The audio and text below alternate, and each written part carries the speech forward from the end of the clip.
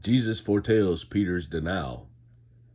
When they had sung a hymn, they went out to the Mount of Olives. Then Jesus told them, "This very night you will all fall away on account of me, for it is written, I will strike the shepherd, and the sheep of the flock will be scattered. But after I have risen, I will go ahead of you into Galilee."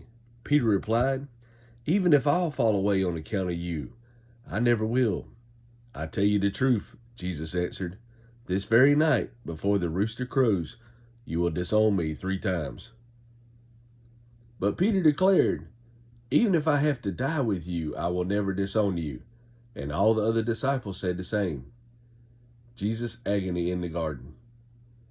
Then Jesus went with his disciples to a place called Gethsemane, and he said to them, "Sit here while I go over there and pray."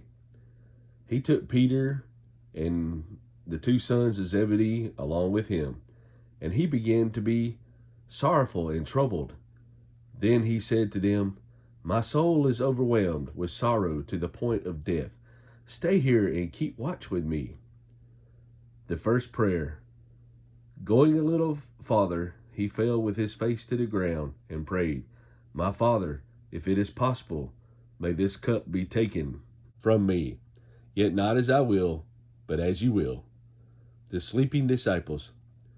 Then he returned to his disciples and found them sleeping. "Could you men not keep watch with me for 1 hour?" he asked Peter. "Watch and pray so that you will not fall into temptation.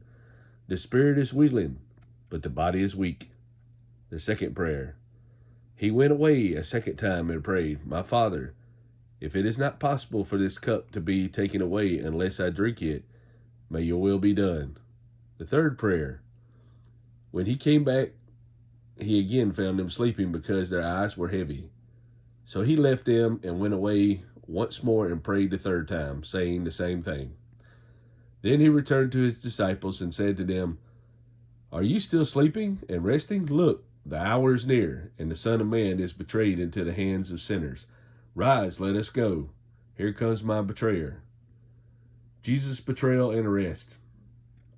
While he was still speaking, Judas, one of the 12, arrived. With him was a large crowd armed with swords and clubs, sent from the chief priests and the elders of the people. Now the betrayer has arranged a signal with them. "The one I kiss is the man. Arrest him." Going at once to Jesus, Judas said, "Greetings, Rabbi," and kissed him. Jesus replied, "Friend, do what you came for." The cup must be interpreted by our Lord's own use of that symbol in speaking of his approaching sacrificial death. He could have been in no fear of an unwilling death. The value of the account of the agony in the garden is in the evidence that it affords that he knew fully what the agony of the cross would mean when his soul would be made an offering for sin. The hiding of the Father's face, knowing completely what the cost would be, he voluntarily paid it. "Or friend, why have you come?" Here is one of the most touching things in the Bible.